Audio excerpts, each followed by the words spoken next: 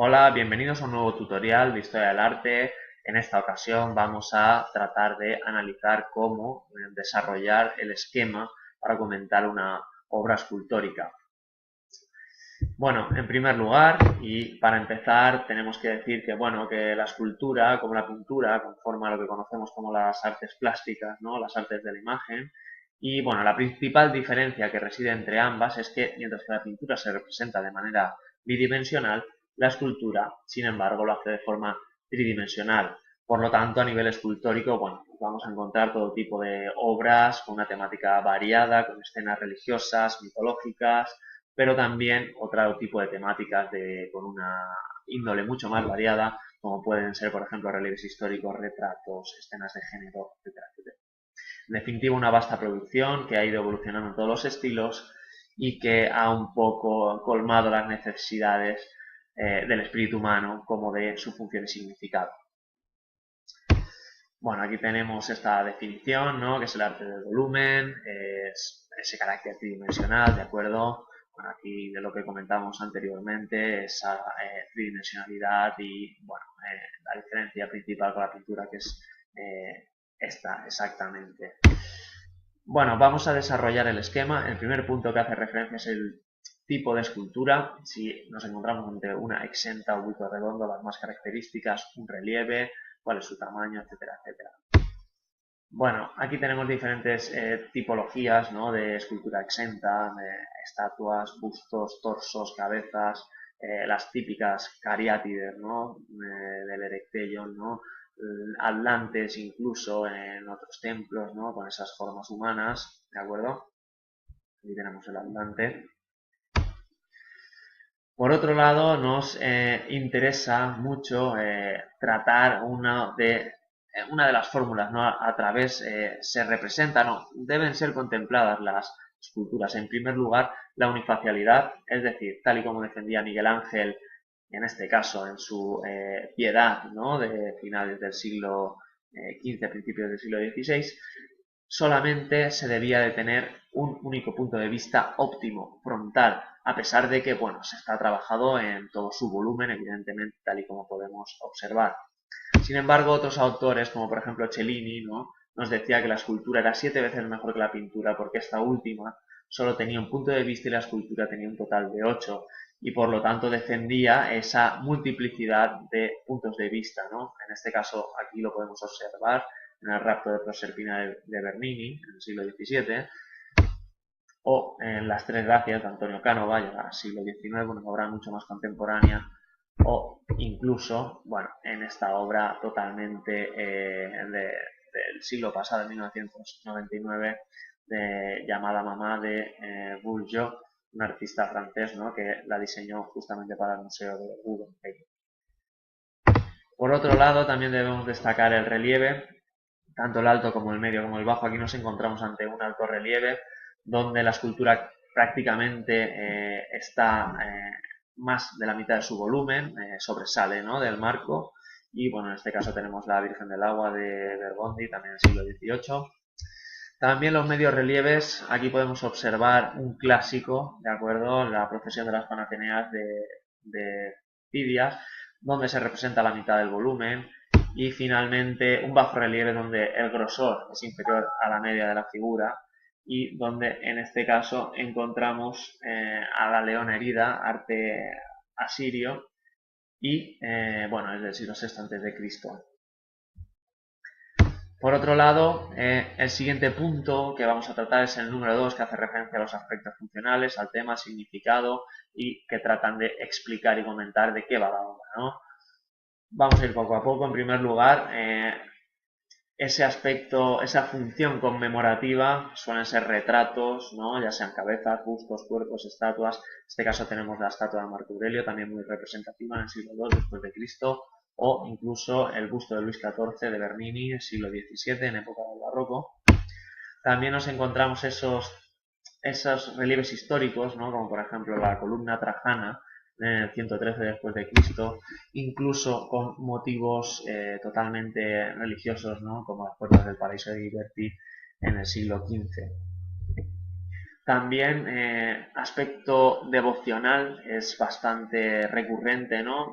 Imágenes de divinidades hagiográficas, de evangelistas. Aquí nos encontramos entre el grupo de la Anunciación y la Visitación de la Catedral de Reims en el siglo XIV, o incluso el Moisés de Miguel Ángel en el siglo XVI. Ese carácter devocional, ese carácter, digamos, de culto. También, como no podía ser de otra manera, la escultura funeraria va a ser también muy, digamos, desarrollada, sobre todo en el mundo romano. En este caso podemos ver al Patricio Barberini con los retratos de sus antepasados, ¿no? En el siglo 30, en el año 30 después de Cristo. Y bueno, aquí también podremos observar, luego veremos esa carga psicológica que tiene la escultura, o incluso el busto de Giuliano de Médicis de Verrocchio del siglo XV, ya entrando en época del Renacimiento. Finalmente, y para acabar con este punto, la escultura totalmente decorativa, ese arte por el arte, ese arte para el deleite, para la contemplación, con tan típico del mundo contemporáneo, aunque el mundo clásico también tenía también ese gusto por el placer, por la contemplación. Nos encontramos este tipo de esculturas como la de Chillida, Sirena Varada, y que es totalmente decorativa, o incluso la geometría de las esculturas o del imaginario eh, islámico, ¿de acuerdo? También tan característico. Si pasamos al punto número 3, el más temido, ¿verdad?, por todos, el desarrollo de los aspectos técnicos y formales, bueno, este va a ser el esquema que vamos a continuar realizando, y bueno, que hace referencia a todos estos puntos que podemos encontrar aquí, y que vamos a ir desgranando poco a poco uno a uno. En primer lugar, los materiales. El mármol ya sabemos que es el, digamos, el más representativo, y también por su dureza debemos de tener en cuenta que requiere cierta destreza, cierta maña, cierta habilidad para trabajarlo, ¿de acuerdo? También tenemos materiales más dúctiles, ¿no? Como el alabastro o la piedra caliza, ¿de acuerdo? O incluso otros también mucho más pétreos, mucho más difíciles de tallar, como puede ser el granito. Por supuesto la madera, caoba, boj, nogal, son características. También la policromía en estas, ¿no? Como puede ser en este caso la imaginería española, ¿no? Típica, ¿no? También de los siglos del barroco también, por esa temática religiosa, ¿no? También el barro cocido, la cera, el yeso, o incluso el bronce, también un material usado para la fundición, en el cual se utilizaba la técnica de la cera perdida para su fundición, ¿de acuerdo? Y finalmente también vamos a encontrar orfebrería, ya con los llamados materiales nobles, ¿no? El oro, la plata, el marfil, etcétera, etcétera. Ya en el siglo XX encontraremos otros materiales como puede ser el acero inoxidable, el hormigón, el hierro, etcétera, etcétera. En cuanto al siguiente punto, que hace referencia a los elementos técnicos de la escultura, bueno, los instrumentos y herramientas del escultor suelen ser punzantes, cortantes, y va a ser el escultor el que transforme la materia presionándola, golpeándola, añadiendo, dependiendo del material, si es duro o si es blando. ¿De acuerdo? Aquí tenemos esta tabla que, bueno, básicamente nos habla de los métodos, los materiales y las técnicas que se van a utilizar, ¿de acuerdo? Aquí tenemos este ejemplo, ¿vale? De la cera perdida, ¿vale? Que también lo hemos visto, ¿de acuerdo? Otro de los puntos que nos ocupa y que es de vital importancia es determinar si el acabado de la escultura, qué tipo de textura nos vamos a encontrar, ¿de acuerdo? Se ve en los ejemplos de las técnicas, se ve claramente, pero bueno, vamos a ver aquí cómo tenemos estos acabados finos, ¿de acuerdo? Pulidos, ¿de acuerdo? Bueno, que dan esa sensación, ¿no? De ligereza, ¿vale? Esos acabados que los podemos ver tan pulidos, ¿de acuerdo? Pero sin embargo también nos vamos a encontrar con otro tipo de acabados, mucho más aristados, mucho más rugosos, incluso con sensación de no estar acabados, ¿de acuerdo? Y que tendremos que señalar. Aquí lo podemos ver con bastante nitidez, ¿no? Como parece que el artista no ha acabado, ¿no? La escultura, pero que al final, bueno, le ha dejado esa sensación rugosa, esa sensación inacabada, esa sensación de pesadez incluso, ¿no? Por decirlo de alguna manera. En cuanto a la composición, en este apartado, bueno, debemos de comentar la disposición de la escultura del grupo y la tipología, ¿no? Si es una escultura yacente, ecuestre, orante, sedente, ¿no? Aquí tenemos esos diferentes tipos de escultura de bulto redondo, ¿no? Y también, por otro lado, debemos de reseñar si es una figura única, si se encuentra erguida, sedente, como contrastado, o si es un grupo escultórico, comentar el número de figuras, la diversidad de posición de las mismas, la composición, es decir, si se comunican entre ellas, si tiene un sentido teatral, si tiene un sentido escenográfico, así como si es una composición abierta, es decir, con ese carácter centrífugo, o si, por el contrario, bueno, es una composición cerrada y podemos ver esa composición, esa disposición centrípeta, es decir, sin muchos puntos de fuga, sin muchos puntos de vista, sino que a pesar de ser un grupo, se concentra hacia el interior de la imagen. Aquí vemos diferentes planos.